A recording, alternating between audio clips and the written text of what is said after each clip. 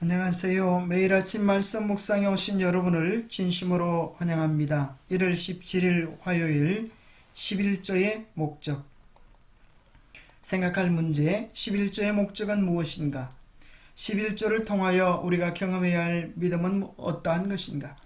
오늘 우리에게 주는 교훈은 11조의 목적은 무엇일까요? 레위기 17장 30절에 그 땅의 10분의 1 곧 그 땅의 곡식이나 나무의 열매는 그 10분의 1은 여호와의 것이니 여호와께 성물이라. 가나안 땅에서 거둔 곡식의 10분의 1을 구별하여 하나님의 것으로 드리도록 정해놓았습니다.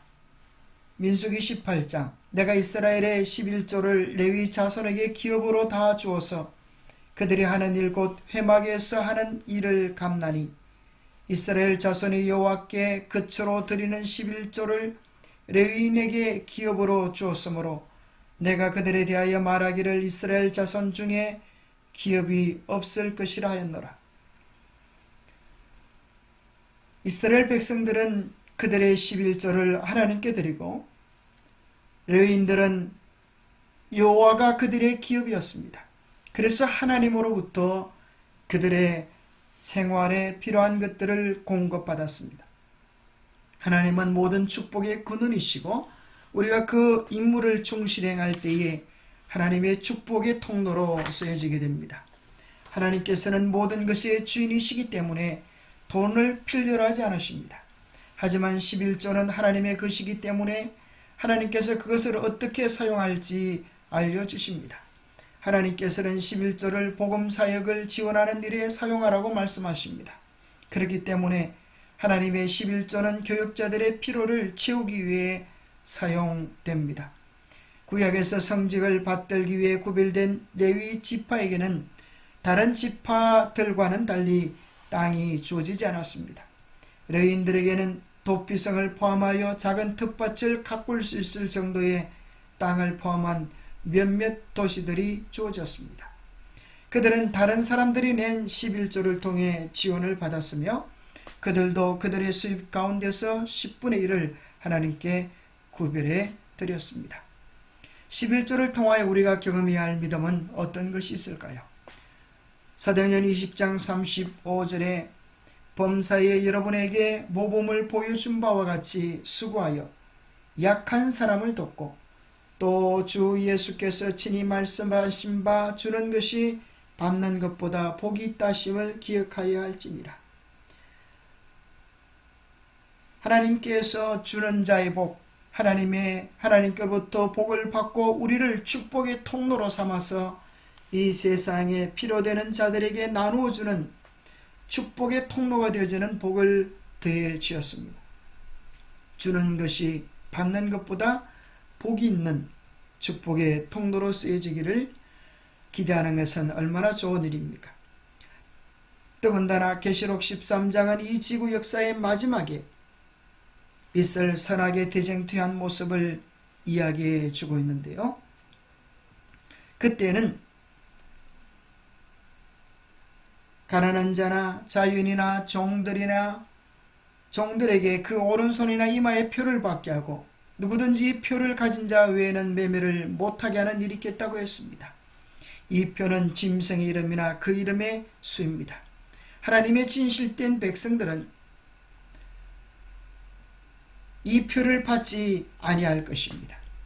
왜냐하면 그들의 이마에는 하나님의 이름과 어린 양의 이름이 있기 때문입니다. 어떤 자들은 짐승의 표를 받아서 이 세상의 매매에 의존하며 살지만 하나님의 참 백성들은 그들의 삶의 주인이 하나님이 되시고 그들의 공급자가 하나님이 되어서 마치 이스라엘 백성이 광야 여행 중에 하나님으로부터 양식과 음료를 공급받았던 것처럼 그들도 하나님이 그들의 축복의 근원임을 경험하게 될 것입니다. 이스라엘 백성을 하나님께서 광야에서 교육하셨던 교육의 목적이 그것입니다.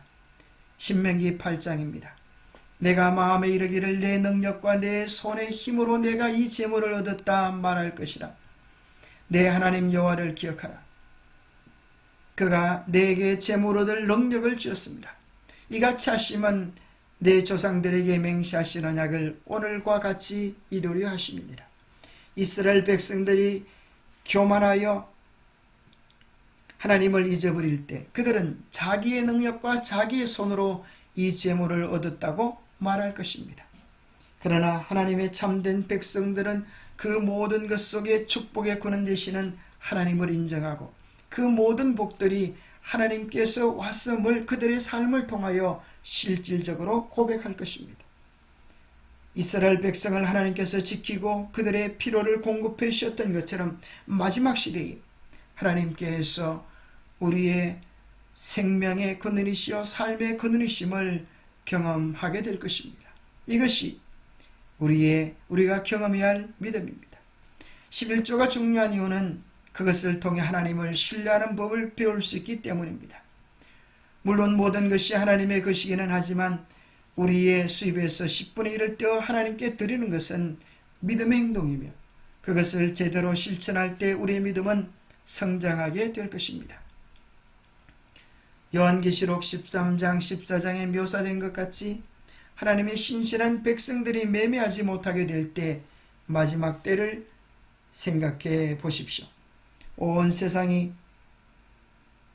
우리를 대적하는 것처럼 느껴질 때 하나님과 그분의 섭리와 능력과 사랑을 신뢰하는 법을 배우는 것은 우리에게 가장 큰 힘이 될 것입니다. 영감의 교훈입니다.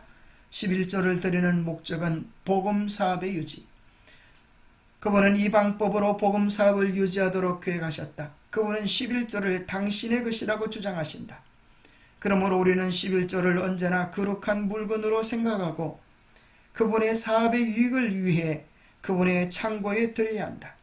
그분은 또 우리의 자원하는 예물과 감사의 예물을 요구하신다. 이 모든 헌금은 복음을 땅끝까지 전하기 위해 바쳐지는 것이다. 하나님은 우리를 축복의 통로로 삼으셔서 이 세상을 복되게 하고 하나님의 복음 사업이 더욱 확장되기를 기대하고 계십니다. 기도하겠습니다. 하나님 아버지, 우리의 모든 축복의 근원이 하나님이심을 고백합니다. 성실한 11조 생활을 통하여 하나님을 신뢰하며 살아가는 그리스도인의 아름다운 모습을 나타내 보이고 싶습니다.